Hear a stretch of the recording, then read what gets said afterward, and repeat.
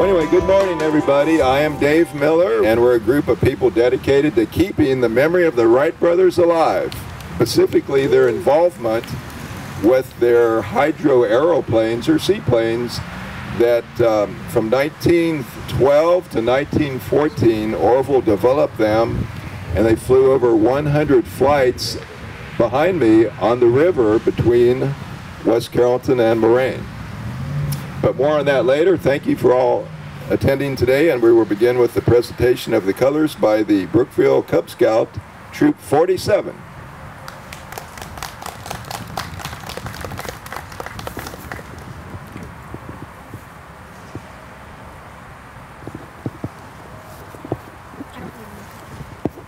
Color guard, attention! Audience, please rise. Color guard, advance. Scout salute.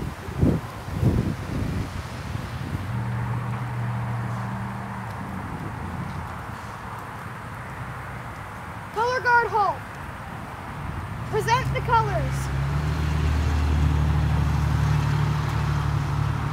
Please join me in reciting the Pledge of Allegiance. I pledge allegiance to the flag of the United States of America and to the republic for which it stands, one nation, under God, indivisible, with liberty and justice for all. Color guard reform.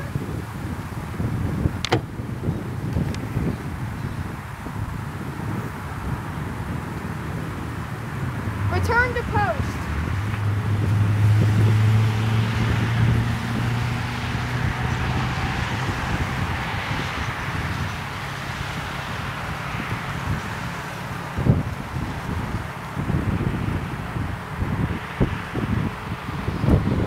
Color guard halt, about face.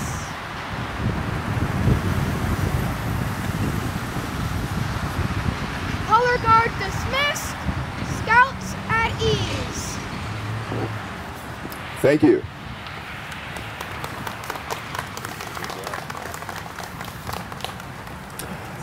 Everyone please be seated. I'd like to thank Mayor Terry Murphy, the rest of city council members, city manager, and city staff that are here today, as well as the city of West Carrollton.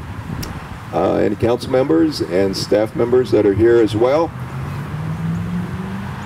Both of these cities are intertwined in the Wright brothers' history because, again, I mentioned earlier, along the river here, over 100 flights were made by Orville Wright and his assistants. Due to the bend of the river, depending on the prevailing winds, they could take off either east, west, north, south. Of course, that's before we had the low dam and the cable coming across the river as it is now, because one of the first seaplane bases in the world, which is why our club is here, promoting the Wright brothers, was right here at the end of the runway of the Moraine Air Park along the river. I'd like to thank any members that are here today of the Aviation Trail, the Moraine Air Park, Wright Beef Flyer Organization, and any other history organizations. The members of WSBI would like to thank all of you for joining in this dedication of the 1913 Wright Model G Aeroboat sculpture, which is flying up here to my right. It is just slightly less than a 1/4 scale and was first proposed in 2014 by the late Don Ferguson, a founding member of our WSBI club and a great aviation history enthusiast. Today, Don's vision has come to fruition as WSBI dedicates this sculpture to the city of Moraine to acknowledge and commemorate the history of the Wright brothers' activity here in our city and also in West Carrollton.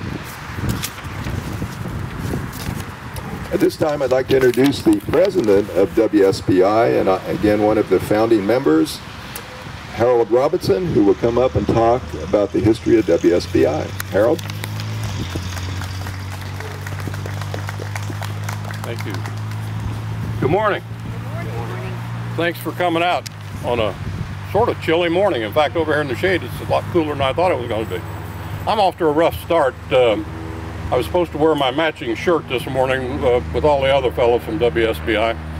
But where I went, where it was supposed to be, it wasn't there. and had no idea where it went.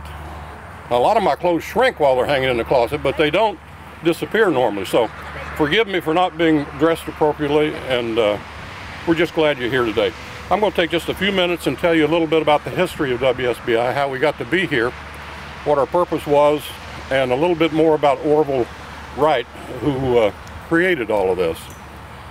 It began for us in the late summer, early fall, when a guy named Bob Main, a member of the Wright B Flyer group over at the airport on Springboro Pike, and he was an aviation buff. He was also certified to fly the Wright B Flyer. He called Don Ferguson, who I don't know if he was known at the time as, but he became the official historian for the city of West Carrollton, and he was secretary of the West Carrollton Historical Society, but he covered everything. He's the one that taught me where the name Moraine came from. But Don Ferguson, Bob Main called Don Ferguson, said, "You guys know about the history of what Orville Wright did right there in the Great Miami River between Moraine and West Carrollton?" And he said, "No." And knowing that he was a history buff, why, Bob said, "I need to talk to you." Well, he got together with Don Ferguson, and Don got so excited about it, he didn't know what to do, but he ended up, of all things, calling me. And Don knew I was a member of the West Carrollton City Council in those days, and I think he thought that might be of value somewhere down the road. I don't know, I've never figured it out. But he called me, told me about it, and he and I met Bob Main over at Erie Canal Park in West Carrollton. For those who don't know where Erie Canal Park is, you go, if you're getting off the ramp or getting off of Dryden Road exit up there on the Central Avenue, and just go just past the ramp, and there'll be a sign that says Miami Erie Canal Park. And if you go over there, there's a historical marker that WSBI arranged to have erected a few years ago. And if you go over there and take the time to read what the marker says, it's on both sides, and it's a very brief history of what happened there back in 1913-14, which was 110 years ago as of today.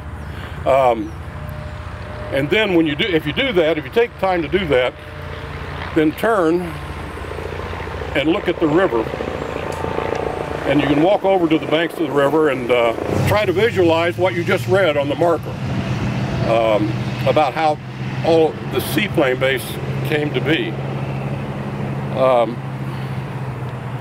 As usual, I've wandered from my notes, and now I have to find my place again.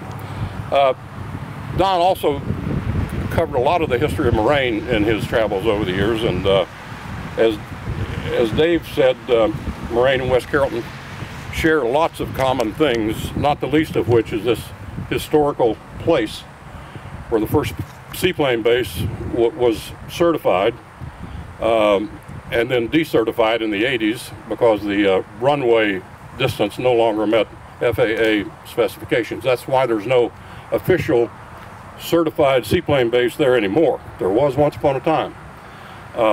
But seaplanes can and do still fly in there if they're careful and don't hit a AES wire crossing the river down by the dam. At any rate, so Don and I met Bob Main over at the Miami Erie Canal Park in West Carrollton, and Bob painted a verbal picture for us of what had taken place there some 94 years before that. That's now 110 years ago. Orville and his crew would bring their partially assembled plane from their bicycle shop over on West 3rd Street in Dayton and bring it down to the river. And Dave explained why he chose that particular spot, because there's a bend in the river there and he could fly any direction he wanted, whatever the prevailing winds were on that day.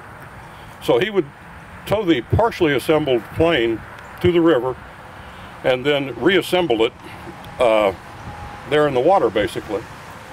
In fact, there's a lot of photos of the plane and Orville from those days, and my favorite one has to be, and I meant to try to find a copy and bring it today so everyone could see it, but There's a great picture of Orville Wright standing in the middle of the river in his hip waders, and with his, if you remember pictures of him, he always wore a black bowler hat, I think they called it.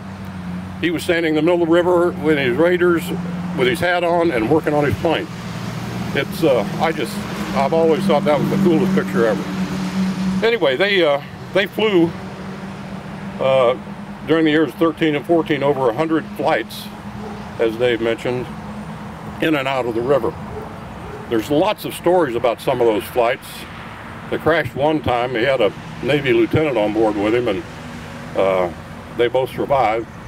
They went to a farmer close by who was plowing his farm and got him to come pull the wreckage out of the river for them. But they were fine. There's 100 stories like that. If Harold Johnson were here today, he could tell us a bunch of them. So Bob Main got Don Ferguson and I all enthused and hopped up over this possibility. And not long after that, we had our first organized meeting on 9/17/2007 over at Holly's Restaurant in West Carrollton. And I think there were 6 or 7 people there. Excuse me, the wind is making my nose function. 6 or 7 people there, including a couple of important aviation people.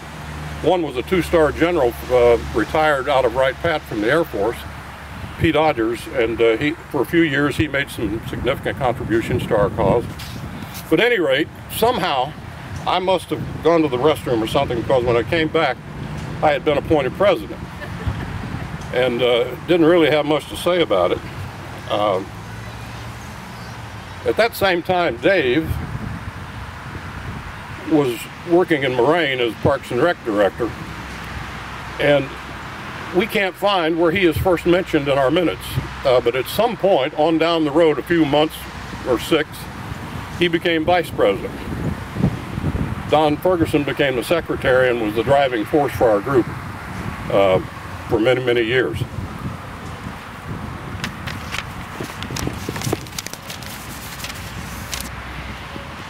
We were incorporated as a 501c3 corporation in February 2008. We dedicated a bronze Ohio historical marker on August 20th, 2010. It is located at the Miami Erie Canal Park that I mentioned.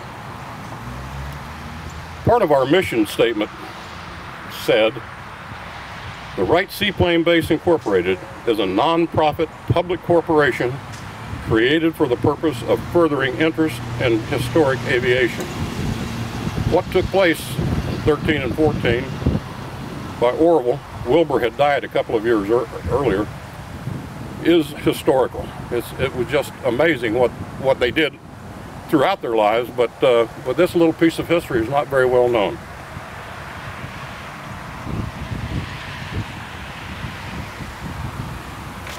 I mentioned going over there, taking a look at the marker, and excuse me, taking a look at it and then turning towards the river, walking over to the river and trying to visualize what it must have been like when Orville was pushing his aeroboat, or hydroplane at that point, out into the water and taking off in all different directions.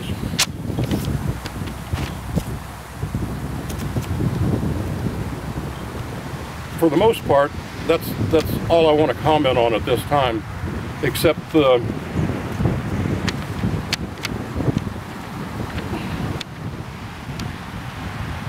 I want to mention a few people who won't be mentioned otherwise that made significant contributions and allowed us to be here today. Our goal all along, and Don Ferguson beat it into our brains, so we didn't have any choice but to finish it someday, was that we had to build a sculpture to recognize Orville Wright's accomplishment with the hydroplane and the Aeroboat Model G. So Don Ferguson in my opinion, was the primary reason that we're here today. He was ceaseless in his determination to promote and the organization and to build a sculpture. His first idea of a sculpture was a little bit bigger than this one. There used to be one down in front of the Engineers Club in downtown Dayton that was like 3/4 size, and that's pretty good size. It took us a little while to figure it out, but we found that there was no way on earth we were going to raise enough money to build a sculpture like that.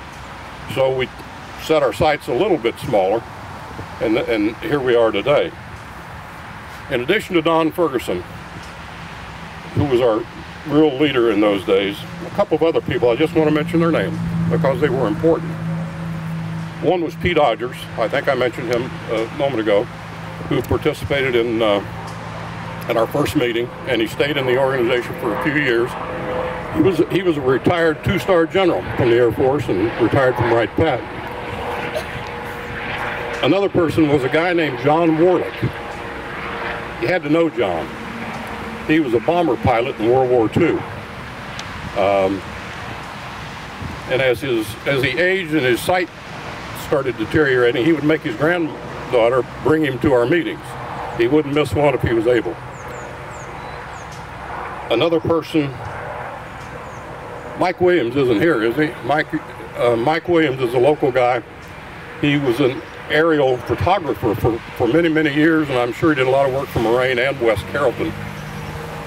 But he was also another positive influence. He never let up on us about what we needed to do. He designed the first drawings of what he thought a sculpture should be like and how it should be built and some of the measurements and those kind of things.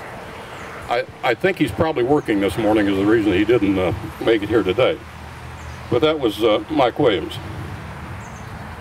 Another person I want to mention is your former mayor, Harold Johnson. He was also a part of our group in the early days. And for me personally, I loved it when he came to the meetings because he could tell more stories than anybody you've ever known. And they were fun. I mean, they were interesting. He knew how to tell the story and make it exciting for you. Your former mayor, who passed several years ago now, but he was instrumental in offering us encouragement to continue what we were attempting to do. And the last person I want to mention, who doesn't get enough credit, is Karen McTaggart, who is here with her lucky husband. Karen is our, I think your title's secretary these days, but she does everything. She keeps us alive. She takes care of our bills. She tries to raise a little money for us. She and her husband Dennis attend a lot of aviation festivals, if you want to call them that, around, and they also have a slideshow. If any of you have an organization that needs a speaker sometime, give us a call. I don't think Karen will shoot me for saying this, but the slideshow is pretty interesting, with a lot of good pictures to help you visualize what took place back there 110 years ago. So those people, although they don't get the proper thanks or recognition, have kept the Wright Seaplane Base Incorporated going. A few of us, like Dave and I and a couple other people here, we've been there all the time, but we can't, our accomplishments with this group will never measure up to Karen and Pete and Don Ferguson and Mike Williams. Again, I just want to emphasize, if you're even remotely interested in this organization or what we've done or what we've attempted to do, go look at the historical marker over on where I just described, right on Central Avenue, right off the freeway, and read it. I don't know how we told such a good story. I don't know if Dennis was part of writing the copy for that marker or not, but in just a short time on a marker, it tells a pretty interesting story of what happened back in 1913 and 14.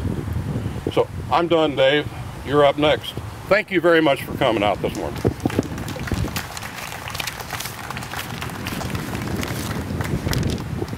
Thank you, Harold, for the background of WSBI. The model that you're looking at, the sculpture up there, the 1913 Wright Model G Aeroboat, was designed by Wright Company Chief Engineer Grover Loaning under the supervision of Orville Wright. Now that original plane had a 38-foot wingspan, it was 28 feet long, and it weighed about 1,200 to 1,300 pounds.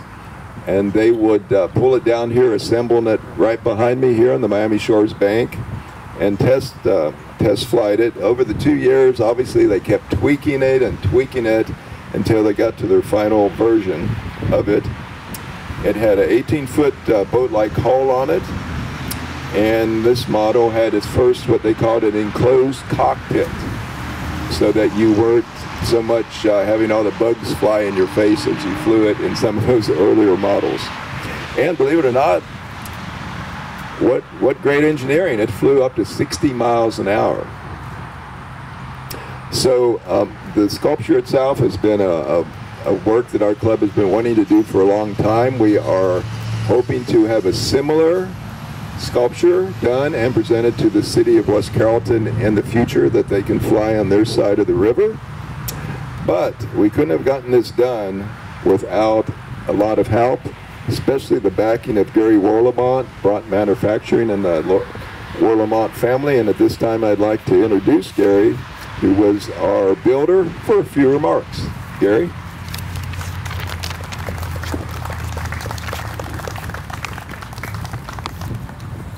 Thank you for all your hard work. We appreciate it. Oh, thank you, thank you. I got a lot of people to thank. First of all, thank Brian Warlemont and all the folks at Bront Machining. Before I get to Bob Palo, I have to thank Bob Sachs for traveling all over Ohio with me to find somebody to do the floats. That became a obstacle. But eventually we found Bob Palo, who made them without any prints, only from pictures. Did a wonderful job, and he also made a device that fastens the sculpture to the pole. Also like to thank Electropolish. They did the powder coating.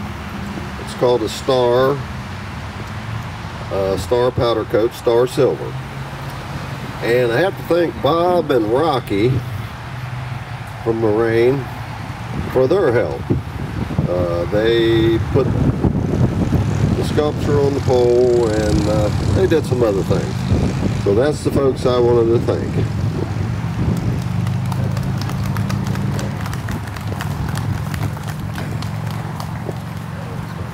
Thank you so much, Gary. At this time, I'd like to call up the Mayor of Moraine, Terry Murphy.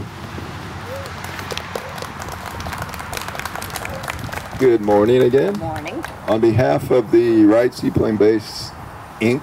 organization, we would like to formally present to the City of Moraine this sculpture, the 1913 Wright Aeroboat, for the city to accept. Good morning, everyone. It is a pleasure to be here for the dedication of the 1913 Wright Model G Aeroboat replica sculpture. Moraine is appreciative to receive this dedication and very proud to know that our community has played a historical role in being a location that our region's Wright brothers used to practice. Right. This display will forever represent one of their many achievements of flight. Innovation has always been a big part of Moraine, and this dedication embodies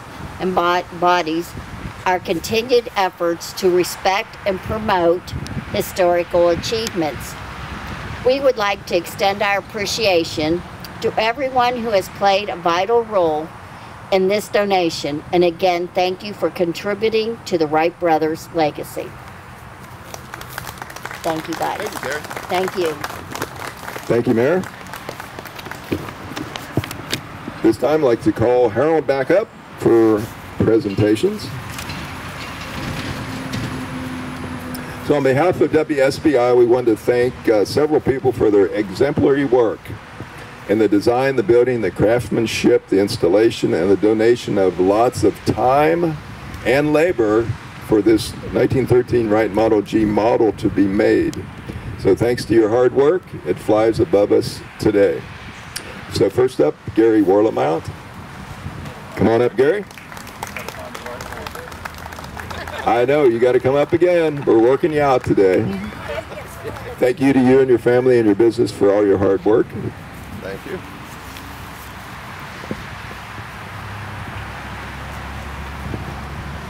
As soon as we find it, Gary. Actually, the first one that Dave would call would be the bottom of the pile. Gary, just thank you so much, my friend, for what you've been able to help us with and bring to fruition some of our dreams for the last 20 years, just about. Okay. So, thank you so much. Oh, thank you. Thank you. Thank you, Gary.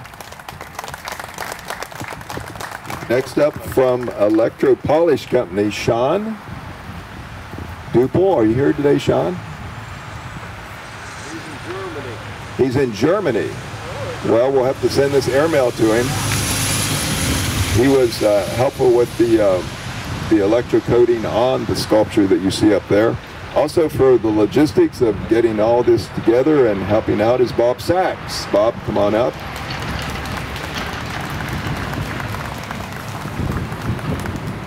Dennis said don't give you the microphone and let you talk for 10 minutes, but... Did Dennis say that? Thank you so much. You're a recent addition to our group, and you've been very important to us. Plus, he tells a pretty good story. You never know about the authenticity of it, but he does a good job. Thanks, Bob. Thank you, Bob, so much. Next up, Andrew Casey Electric. Is Andrew here today? We have to thank him so much for helping to install the model on top of the pole, and also the lighting he will add later. And also the float sculpture, Bob Palo. Bob, come on up. Thank you so much for your hard work on that very important piece. Bob, thanks so much. Absolutely. We couldn't have done it without you. It's a pleasure to be involved with the program as well. Thank you so much, Thank Bob. you. I really Thanks, sir. appreciate it. Thanks for your time. And although they were mentioned earlier, I wanted to publicly thank Chris Dunn, standing back there from the City of Moraine. He's our street superintendent. Next to him is Rocky Bangert. And also Rocky's cohort, Bobby Engel. They're from the Moraine Division of Building Maintenance. And without you two guys, they were instrumental in coordinating the float getting over here and being installed. So guys, thank you so very, very, very much. And in addition, Joe McKenzie, thank you for coming from Miami Valley Communication Council. He's videoing the event, and it'll be on channel 6 or 5 soon after he edits it.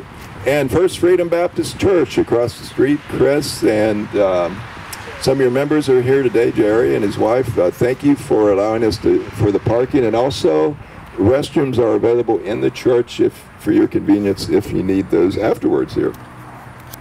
Few final comments, and then we will conclude our ceremony. This replica is in place and flies above us, but there's going to be many more additions to this particular site, this green space area here. We are going to add signage this fall and on into next year, so by next spring everything will be done. But we are going to add signage, kiosks that will tell about much more of the history of that plane. Also, the history of the Wright brothers' work around here, thanks to Terry Newberg, one of our WSBI members. We also are going to add a couple of plaques over here that will list all the WSBI members, and also, once again, have the names of our 5 recipients of awards today that really donated to get this sculpture done, as well as our City of Moraine staff that helped to install everything. So that'll be part of this green space.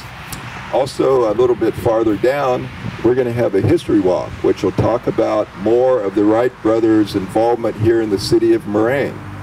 In case you didn't know, back here on Springboro Pike, before Frigidaire was there, back in 1915 to 1917, Orville led his name to the Wright Airplane Company, and the very first bomber built in the United States, the de Havilland DH-4, was built, I think 3,100 out of the 4,500 were built right here in Moraine. We have a historical marker there. And a project close to home for me that I've been working on with the help of the City Moraine Street Department. Not more than a mile down Main Street and up the hill, as you go up Main Street to the top, you'll see a cliff line there. To the left is the Miami River.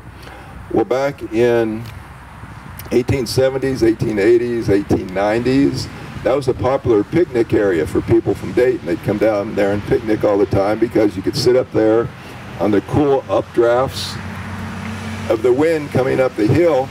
They could have their lunch and look down in the valley here and see Moraine, West Carrollton, the Miami River. It was just beautiful. 1897 to 1899, the Wright brothers would go there after church and picnic, and that's where they would watch these buzzards and big large birds soaring up in the updrafts, and that's where they got their idea for their wing warp design on their future aircraft. That's called the Pinnacle Cliffs, and we are working on developing a 1.1 mile hiking trail with 2 trailheads connecting to this Main Street bike path and then the Pinnacle bike path. But what's unique, the Wright brothers took 8 photos there back in around 1899. We're reproducing all those on signage. So we'll have historical kiosks there with the photos and the history. And the photos are incredible what they took there. Also, we just recently found out, thanks to the National Park Service I've been working with, is that back when Orville was a sophomore in high school, his botany teacher would take the class, I don't know if it was by carriage or however they got from Dayton to the Pinnacle Cliffs, but Paul Lawrence Dunbar, the famous black poet, was in his class, so Paul Lawrence and Orville would come to the Pinnacle Cliffs, and there's sketches of them drawing trees and leaves and buds and wildflowers that we're going to reproduce on more signage along this historical Wright Brothers Trail that we will hopefully get dedicated by the first of the year. So there's just so much history out up on the cliffs in Moraine as well. So that's a lot of history here in Moraine, a lot of history in West Carrollton about the Wright Brothers. To conclude our ceremony,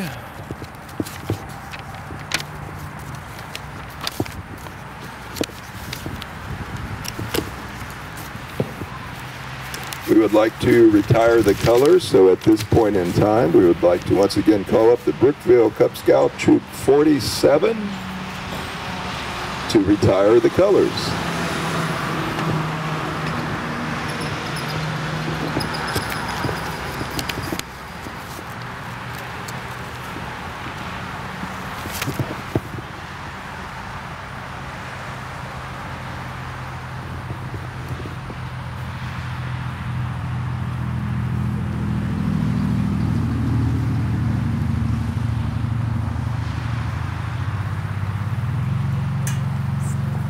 You want the mic? Color guard, attention! Audience, please rise. Color guard, advance. Scout salute.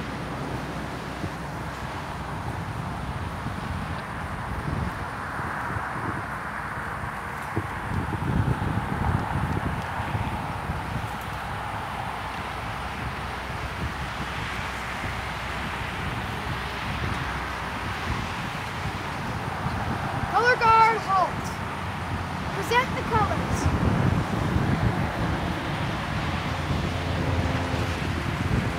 Color guard, reform. Return to post.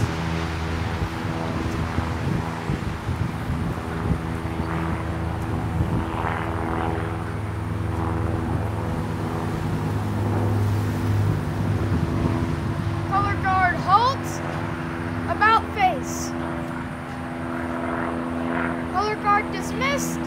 Scouts at ease. So, big round of applause for our young men and women here of the Cub Scouts. Scouts, I always tell you, when you're at a city event, remember, God first, family, and community. Always look for a way to help others at all times and be the best that you can be every day. Thank you for coming today. Final thing, before we adjourn in 1 minute, I'd like to just call all of the Wright Seaplane-based members that are in the club just to come forward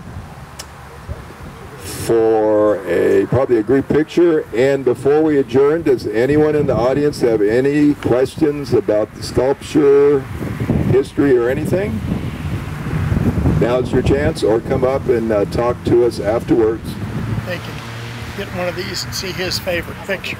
And you can get a Wright Seaplane brochure here about our organization. So thank you one and all for coming today for this dedication of a very important piece of history. Thank you.